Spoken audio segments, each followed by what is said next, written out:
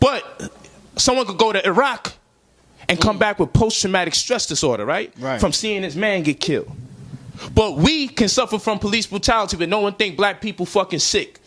From seeing their own brother being murdered in front of his wife-to-be. You don't think that traumatized a bunch of us black men in America and traumatized a bunch of black women in America, and seeing it over and over play out with no edits? But if I say something against homosexuals, my post may be blocked. But if I show you a black man being murdered live and direct with the blood and we watch his last breath, they don't block the fucking Instagram post. They don't block the Facebook post. We can see one of our own get murdered in cold blood from the very beginning to the end. We can see it in cold blood. No edit. But if I say something against homosexuals, my shit, I may be suspended for 40, 45 days online. But if a black man is seen being murdered in cold blood in front of his baby, oh, we're going to leave that up there. But you see, the legal aid is going to get paid an extra $500 plus $500 plus.